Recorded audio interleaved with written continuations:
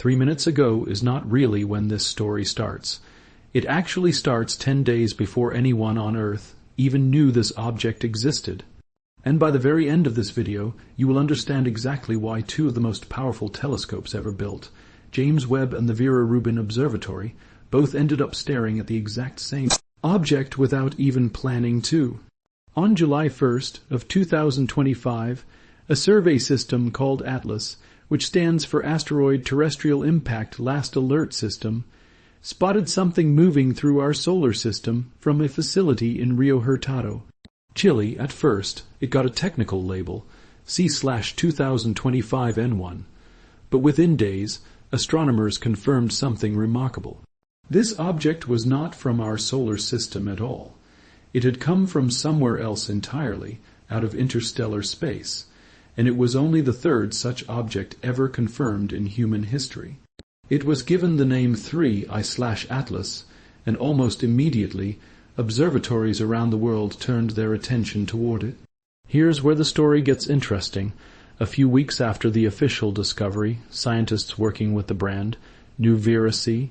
Rubin Observatory in Chile went back through their archived data, just routine housekeeping, checking old test images from a testing phase called science validation.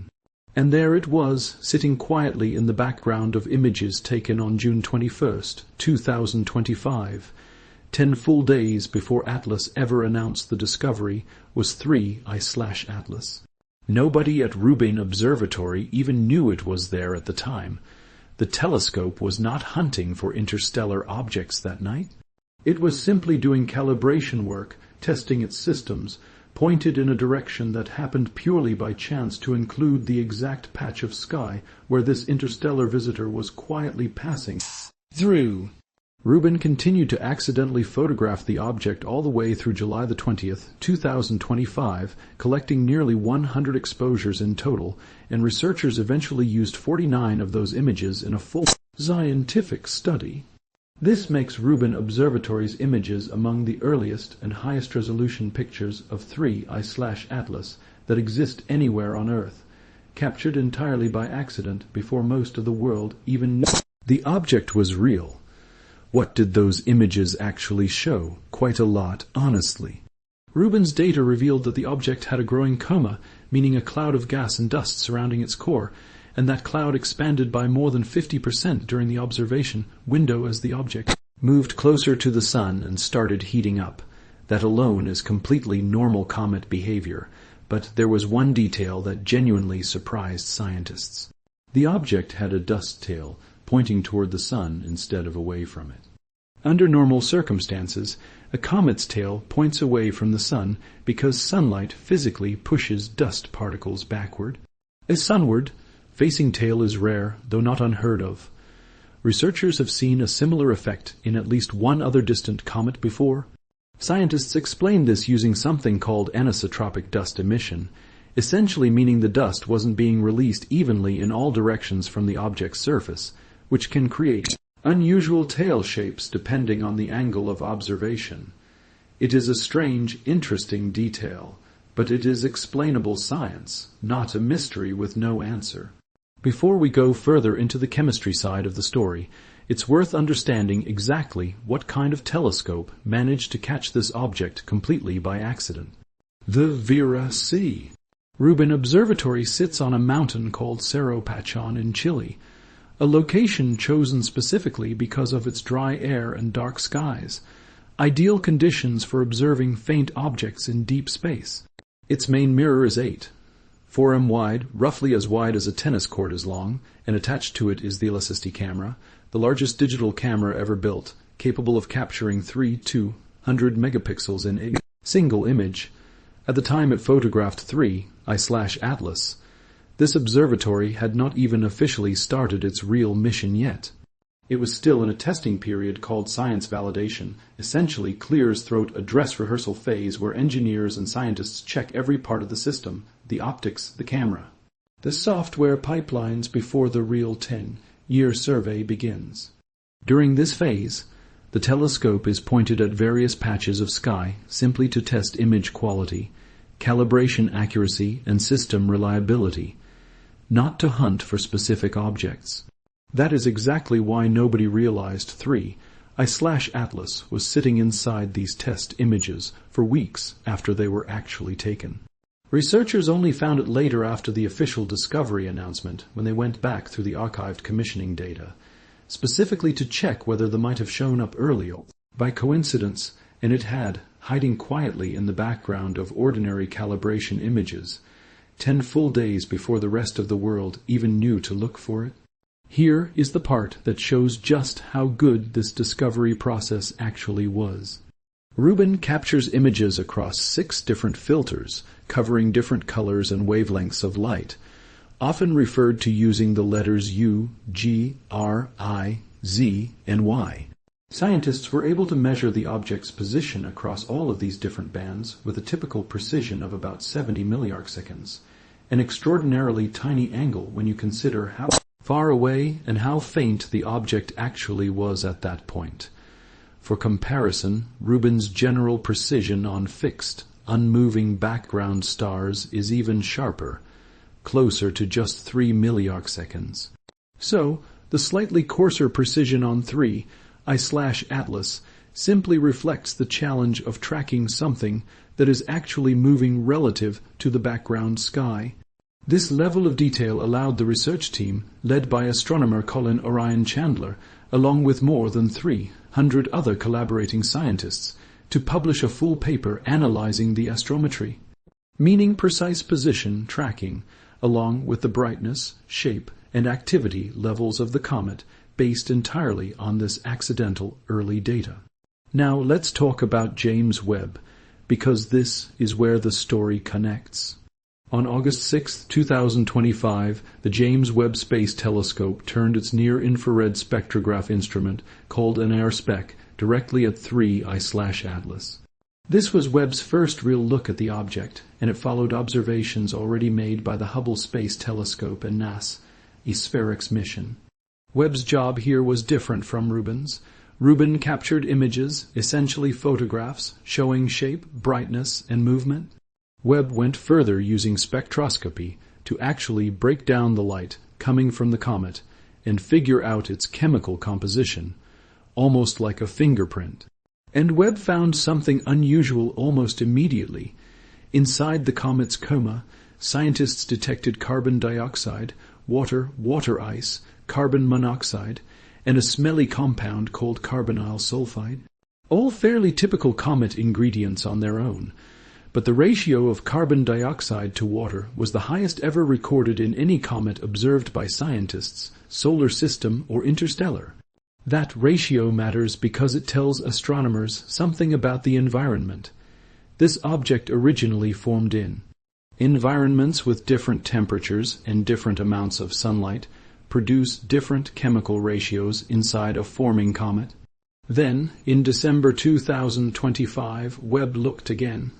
As 3I/Atlas made its closest pass by the Sun on October 29, 2025, a moment scientists call perihelion, the comet's ancient ice began rapidly turning to gas, creating a brighter, more active comet that was perfect for detailed observation. Webb captured this moment on December 22, 2025, right after the object made its closest approach to our own Earth on December 19th. Passing at a safe distance of about 168 million miles away, roughly 270 million kilometers, posing zero threat to our planet at any point. In this second, deeper look, Webb measured something even more revealing, specific ratios of carbon and deuterium, sometimes called heavy hydrogen, locked inside the comet's ice. These exact ratios do not match anything found in comets that formed inside our own solar system. Working backwards from that chemical signature, researchers were able to estimate where and when this object was actually born, and the answer was staggering. Based on Webb's data, scientists calculated that 3I/Atlas likely formed somewhere between 10 and 12 billion years ago in a cold, distant region of the early Milky Way galaxy. For comparison, our own solar system, including Earth, the Sun, and every planet we know, is only about 6 billion years old. This means the ice and dust that make up this comet were already floating through space, frozen and unchanged, for billions of years before our own sun even finished forming. Some researchers have pointed out that this makes 3I/Atlas nearly as old as the universe itself, which is estimated to be roughly 8 billion years old. This research was formally published in the scientific journal Nature on June 22, 2026, after passing through peer review, meaning independent scientists checked the data and the conclusions before it was allowed to be published. So, here is the honest answer to the big question everyone online keeps asking. Is this the terrifying alien object some corners of the internet keep claiming it is? No, it is not. Scientists have been extremely clear and consistent about this, and it is worth walking through exactly why they are so confident, rather than just taking their word for it. First, the object behaves exactly like a comet is expected to behave, developing a coma as it approaches the sun, releasing gas and dust in a pattern that matches physical models built from decades of studying comets inside our own solar system. Second, the chemical composition detected by Webb, carbon dioxide, water, water ice, carbon monoxide, and carbonyl sulfide are all completely ordinary comet ingredients, the same basic building blocks scientists have already catalogued and studied for decades, found in comets that formed right here in our own solar system, just present in a different ratio, which tells us about temperature and formation conditions, rather than suggesting anything artificial or engineered. Third, the object's trajectory follows the predictable laws of gravity and orbital mechanics with no unexplained deviations, no sudden changes in speed or direction that couldn't be explained by natural outgassing, the same kind of small course corrections comets have shown for as long as we've been tracking them. Every single measurement from Rubin's early images to Webb's detailed chemical analysis points to one conclusion. This is a completely natural interstellar comet made of ordinary ice, gas, and dust, just like the comets we already study inside our own solar system, only far, far older and coming from somewhere outside of it. Astronomers have said directly that the evidence proves 3I/Atlas is not an alien probe, and that trying to frame it that way actually undersells how genuinely amazing the real science is. Because think about what this object actually represents. It is a physical sample, a real chunk of frozen material from another region of our galaxy entirely, from a very distant time before our own sun even existed and before Earth had ever formed, that just happened to drift close enough for our telescopes to study it in detail. Scientists have compared this kind of opportunity to finding a message in a bottle that has been floating across an ocean for billions of years, except that in this case, the ocean is the entire galaxy and the bottle is made of ancient ice instead of glass. That is not science fiction. That is one of the rarest natural events astronomers could ever hope to witness in their entire careers, and it happened to occur at the exact moment humanity has some of the most advanced telescopes in history ready and pointed at the sky. It's also worth understanding why this particular chemical signature was so useful for figuring out the object's age in the first place. Deuterium, sometimes called heavy hydrogen, is a slightly heavier version of a normal hydrogen atom, and the ratio of regular hydrogen to deuterium found inside ice can act almost like a chemical clock. This ratio changes very slowly and predictably based on the temperature and radiation conditions present when that ice first formed billions of years ago in whatever cold, distant cloud of gas and dust eventually became this comet. By carefully measuring that ratio using Webb's near-infrared spectrograph, researchers could work backward and estimate not just how old the ice is, but roughly what kind of environment it originally formed in, something scientists call galactic chemical evolution. Because our own galaxy has been slowly changing its chemical makeup over billions of years, as generations of stars have lived, died, and seeded space with heavier elements, an object formed extremely early in the galaxy's history carries a slightly different chemical fingerprint than something formed more recently. That is exactly the kind of subtle signature Webb was built to detect, and exactly why an interstellar object like 3I/Atlas is such a valuable target. It is essentially a frozen time capsule from an era of our galaxy that no telescope has ever been able to sample directly before now. Let's put some more real numbers on the table because the scale of this object is genuinely impressive on its own. 3 I/Atlas is only the third interstellar object ever confirmed passing through our solar system. And comparing it to the first two really helps show why scientists are so excited about this particular visitor. The first was Oumuamua, discovered in October 2017 by a survey telescope in Hawaii. Oumuamua was unusual because of its strange elongated shape, and because it showed a small unexplained acceleration as it left the solar system, something that briefly fueled a lot of speculation. Online, though the vast majority of astronomers concluded this was most likely caused by gas venting off its surface, a completely natural process, simply one that was harder to directly observe, given how faint and distant the object already was by the time telescopes caught up to it. The second interstellar object was Borisov, discovered in 2019 by an amateur astronomer in Crimea. Borisov behaved much more like a familiar ordinary comet, complete with a visible tail and a coma, which made it easier for scientists to study and compare directly to comets that formed inside our own solar system. 3 I/Atlas is the third, and in some ways the most extreme of the three. Its orbit is far more hyperbolic, meaning far more sharply curved and open-ended than either of the previous two objects. Scientists measure orbital shape using a number called eccentricity, where a value of exactly 1 marks the boundary between an orbit that eventually loops back and one that never returns. 3 I/Atlas has an eccentricity of about 6. 14, an extremely high number that confirms this object was moving so fast on such a wide-open trajectory that it was never gravitationally bound to our Sun at any point in its journey.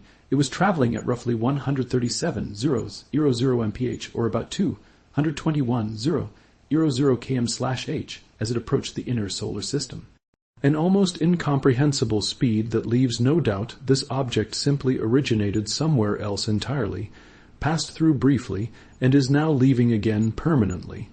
On a one-way trip that started somewhere else in the galaxy and will end somewhere else entirely, long after it leaves our cosmic neighborhood behind for good. Based on its speed and trajectory, researchers calculated something called a kinematic age, essentially estimating roughly how long the object has likely been drifting through interstellar space. And their estimate landed somewhere between 3 and 11 billion years, a range that lines up closely with the separate chemical age estimate that came later from Webb's data. Researchers have also noted that, statistically speaking, it is extremely unlikely this object has passed anywhere near another star as closely as it just passed our own Sun, meaning our solar system may be the closest stellar encounter this ancient traveler has had in billions of years of drifting alone through the emptiness of the galaxy. Hubble Space Telescope observations help scientists estimate the size of the object's solid core or nucleus, placing it somewhere between about 440 m and 6 km wide, a fairly wide range because measuring the exact size of a small, distant, actively outgassing object is genuinely difficult, even for our best instruments, since the bright surrounding coma of gas and dust tends to hide the true edges of the solid nucleus underneath. On top of Hubble, Rubin, and Webb, other missions joined the effort too, turning this into one of the most heavily observed objects in the recent history of astronomy. NASA's SPHERICS mission observed infrared light coming from the object's coma, detecting dust, water, organic molecules, and carbon dioxide, adding another layer of confirmation to what Webb had already found using a completely separate instrument and a slightly different wavelength range. NASA TESS mission, usually used for hunting planets around other stars by watching for tiny dips in starlight, was also redirected for a special observation run specifically to study the comet's activity and rotation, an unusual but valuable use of a telescope not originally designed for comet science. Even a European spacecraft called JUICE, which is currently on its way to study Jupiter's moons, managed to capture an image of 3 I/Atlas in November 2025 as it happened to be in a useful position along its own separate journey through the solar system. In total, this makes 3I/Atlas one of the most thoroughly observed interstellar objects in history, studied by an